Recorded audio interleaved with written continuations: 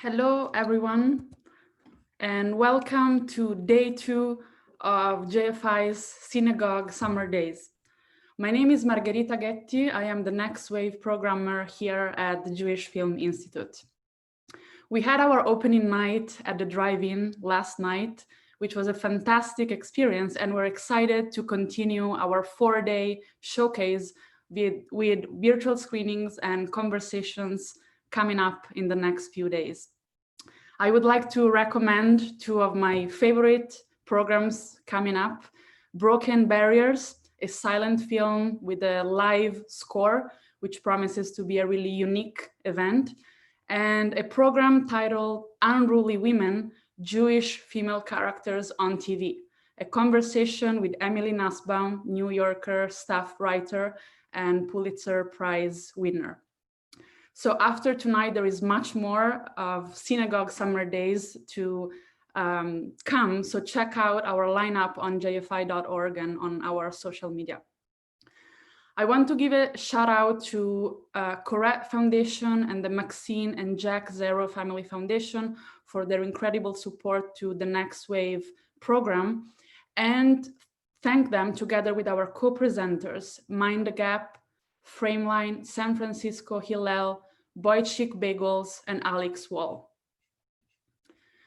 I'm now thrilled to get to the part where we learn more about tonight's film, Shiva Baby, and to invite onto the virtual stage our two guests, filmmaker Emma Seligman and lead actress Rachel Sennott, whom you just met in her incredible performance as Danielle.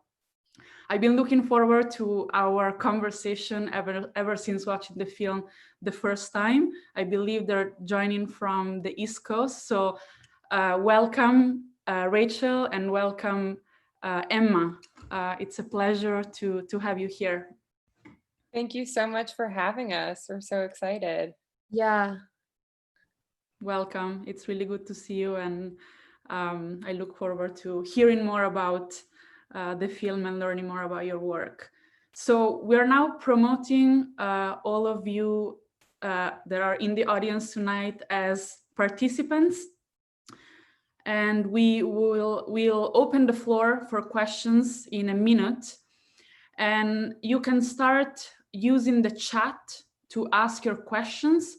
And as they come in, I will pass them on to Rachel and Emma. So before we do that, I wanted to acknowledge that Shiva Baby, we've been talking about this program for a while, and Shiva Baby, as Emma explained to us in her introduction, was first imagined as a short film and then became a feature. But everything happened before we went in lockdown, and we had to kind of start collectively reimagining ways to be with each other: friendship, love, and intimacy, as well as ways to be in society, given the facts of the past couple of months, the protests and upheaval that followed the killings of George Floyd and Breonna Taylor. So it's a new world that we're having a conversation in. So I'm curious to know, before all of this happened, and this is kind of a more generic question that I would like to ask before we open the floor to our audience. I'm curious to know, when you made the film, Emma, when you wrote the film, and then when Rachel joined for the feature film, what moved you to portray a young woman's view on sexuality and societal impositions coming, as we've seen, from her family and her own social group and social circle? And then I'm curious to know if and how this particular historical moment, while we're staying home and we're learning more about a way to heal trauma and distance in society and accept diversity within and outside our own ethnic and cultural group, how has this all impacted your work as a filmmaker, and in Rachel's case as an actress and performer, and how you think about this theme? So if there's a before and after for you in some way.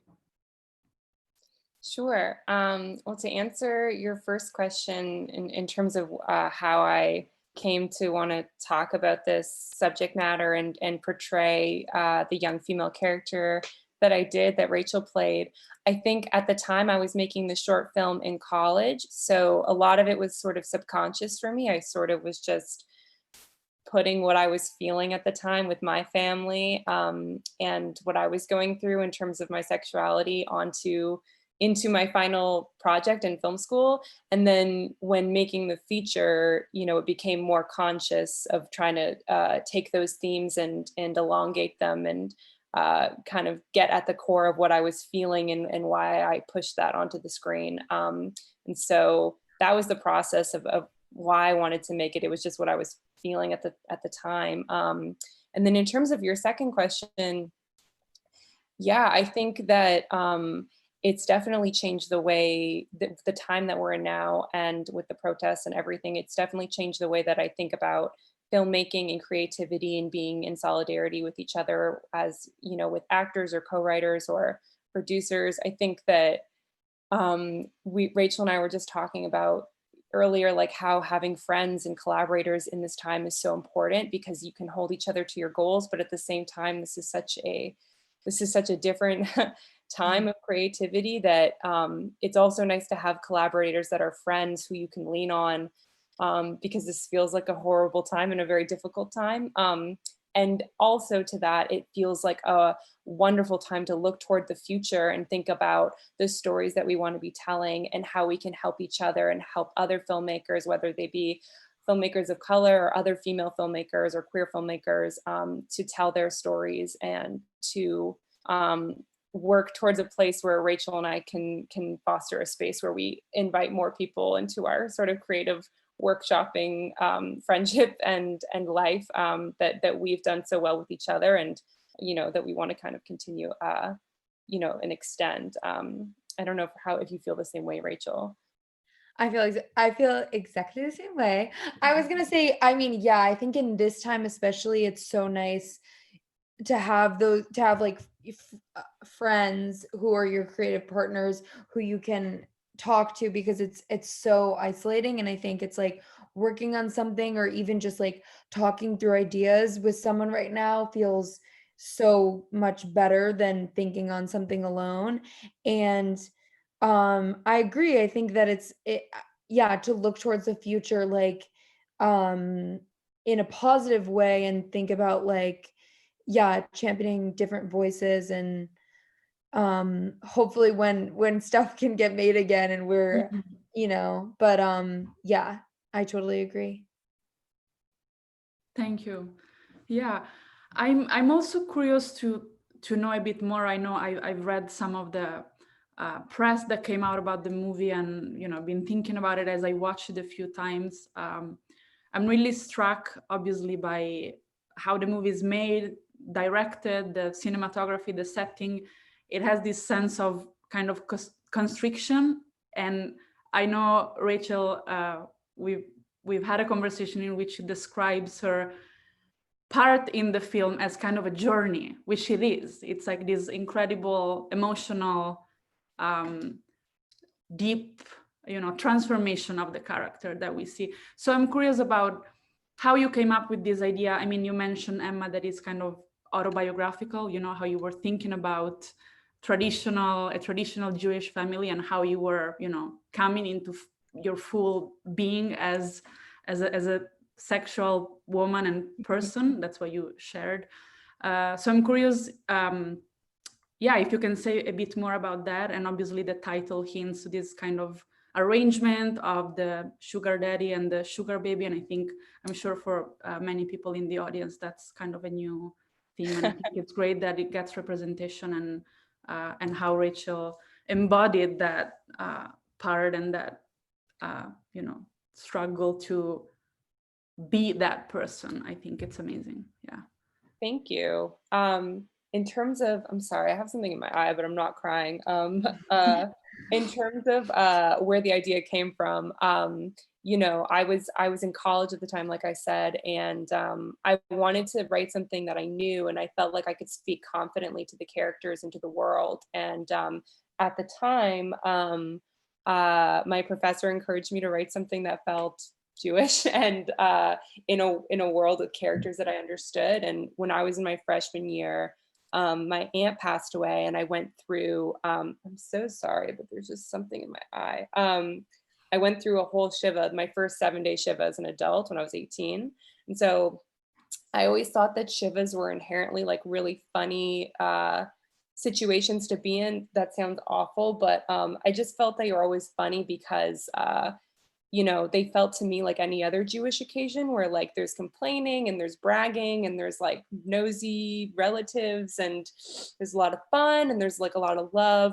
But at the same time, someone's just died and somehow it still feels like it's Rosh Hashanah or like any other Jewish event. So I always thought that the setting was funny. And then at the time at NYU, there were a lot of sugar babies. And Rachel, I think can speak to this as well. It's just something that's kind of popular in college now due to the website Seeking Arrangement and a couple other websites that make it really accessible for young women and young men to be in sugar relationships. And I just thought it would be a wonderful opportunity to sort of put a young person in an atmosphere where there would be cultural and sexual and traditional and religious insecurities that are coming out in all these different ways. So that's sort of where the genesis of the idea came from in college. And then I just expanded it with the feature. Yeah, and I feel like to add to that, so I was in the short, and that's how Em and I actually met. And then was there, we became friends, and we started working on other stuff together during the time that she was developing the feature. And I feel like yeah, the arc of the character that you were talking about, I think it's something that Emma and I have had so many conversations about, just in terms, I mean, not even about the movie, just in real life, of like shifting like power dynamics and what you can do as a young woman to feel in control when there's all these other things going on. And so yeah, I mean, something that we did, I feel like, to kind of see that her journey throughout the film, in each scene, Em and I would talk about like who has the power in that scene. And in the movie it feels like Danielle is constantly trying to, she has it and then she loses it, she wants to get it back. And so I think that was a really important part of the journey, and something that I connected with a ton in the script, is like trying to get the power and then hold on to it, and how like hard it is to do. So I think that was an important part of her journey. Thank you. That's really sheds light on the film and on your character. In this respect, I was also struck rewatching it just now by the figure of the mother, which I thought I think she's amazing and very relatable in a way. I think it encompasses a lot of mother-daughter relationship. I'm sure it's a shared feeling. But I was also struck by how she says it at some point in the film that she's open-minded, and yet she can, which is, I think it's a typical move when generations are clashing, that the parents think they're open-minded, but there's a whole new system, right, of beliefs, and there's always a gap in what it means to be open-minded with respect to age. So I thought that was amazing by how she's actually thinks she's open-minded as she says some words that are more, sexual, or that show that she's open to what Danielle is. So I thought that was really well done. It illustrated a dynamic. I don't know if you have any particular thought about the mother-daughter relationship, and then maybe after this we can open to the audience. Sure. Yeah, I felt like it was important to have someone both on her side and also creating obstacles for her in the movie. And we did that in the short film, and it's something that people said they responded really well to. So I wanted to be able to make that a big part of the feature as well. And yeah, I think in terms of the thinking you're open-minded when you're not, because there's always this gap, I think that's something that I've found a lot of people tell me about their liberal Jewish parents, like, and I, not to say that they aren't liberal and that they aren't open-minded, but I think just with the example for sexuality, being bisexual and liking girls as well, like that's something that my parents were always like so accepting towards the LGBTQ community. And then when I came out, they were like, oh, okay. And it took a little minute. So I think that that was just something that I sort of wanted to play with, is sort of that, not hypocrisy, but just the like, sometimes parents thinking they're so open-minded and so liberal. And then it kind of, yeah, like you said, there's always that divide. And, I don't know what her mom would think about her being a sugar baby and being a sex worker. That's another, we didn't just discover that in this movie, but thankfully we had the incredible Polly Draper, who it was so helpful to work with her because, I'm young and not a mother, and once we cast Polly, she was like, oh, the mom is totally onto her. And I was like, I don't think she is, like, because all I knew the most is Rachel's perspective, Danielle's perspective. And it was really because of her, and Polly's a director and a writer as well. And so she was so, insistent on the mom, having more of an arc of kind of not necessarily figuring out that she's a sugar baby and that she's, where the money's coming from, but that her daughter's not okay, and that, that there's something more going on. So I feel so grateful that we had Polly and her input as well, because that's not a perspective that I can speak to. Thank you.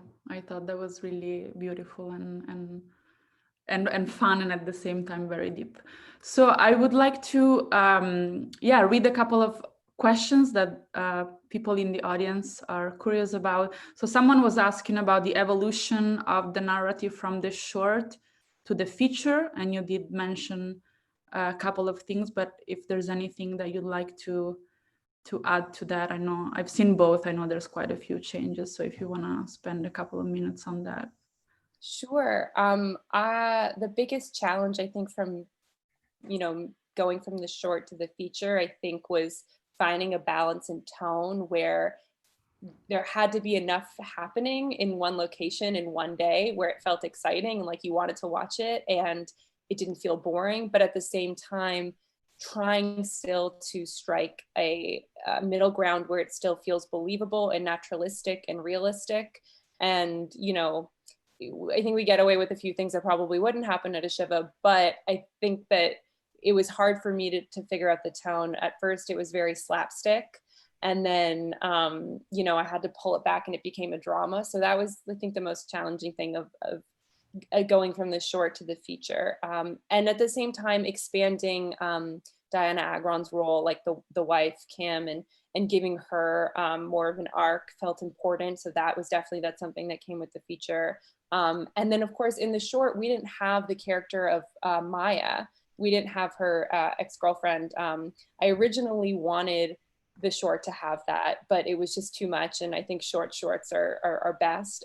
So once we got the chance to make it a feature, I wanted to include her character because I felt like it was important for me and just for Danielle to have a bisexual lead, and to show a multifaceted relationship with a friend that represents sort of all of the things that Danielle is not when it comes to like her Jewish community, like sort of, not to stereotype, but like the perfect Jewish girl, like going to law school. That was sort of the goal, and part of kind of heightening Danielle's insecurities in the feature.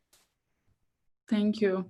So there's a few questions about casting. And so people are really curious to know how you were able to accomplish such a well-recognized cast, among which the great Fred Melamed, and how did you finance your film, and how could you afford such A-list actors?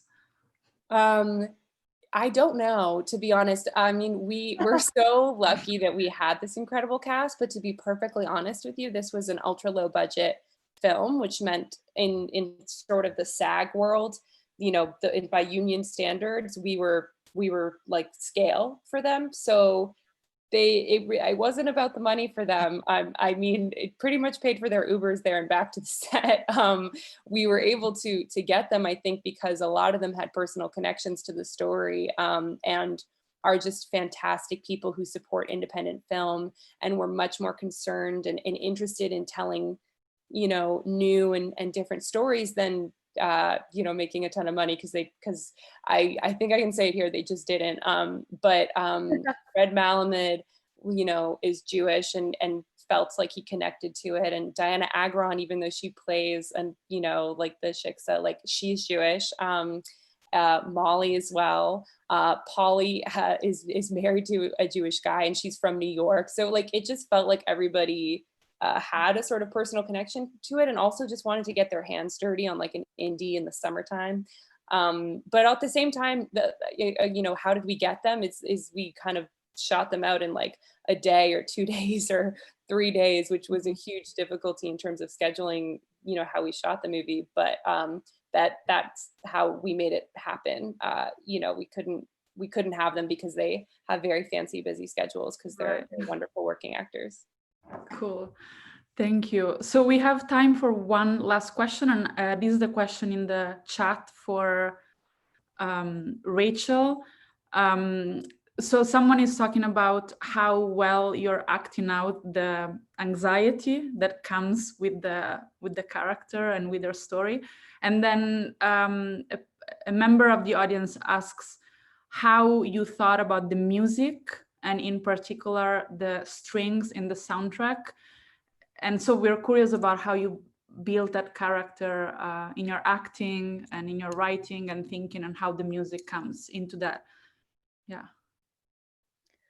Do you want me to do the anxiety and then you do the music? Sure. Okay. Cool. I was gonna say I'm a pretty anxious person, but I do think I'm different than Danielle and how she handles her anxiety. I think probably me personally, my anxiety goes outward more. Danielle's it is like on attacking her brain. But I would say that I feel like Emma's such a great director. We would talk about in the same way that we would be like, who has the power in the scene? It's like, yes, she's anxious in the film, but it's like she's different kinds of anxious, and there's like little moments of breath, like the moment with my outside. It's like she comes back in, and like it's like you feel good for a sec, you know what I mean? It's like, and then you're back on the anxiety ride. And I think it was like just Emma and I having a lot of conversations of being like, what level is she at? Is this like, what level of like fuck is she at? And I think talking about that just helps craft a journey so that by the end you know she's been through the ringer. Yeah. And then I think quickly, just to say for the music, we worked with a wonderful composer, Ariel Marks, and I knew I wanted something klezmer inspired-ish in that world. And her primary instruments are violin and another string instrument. I can't remember it right now.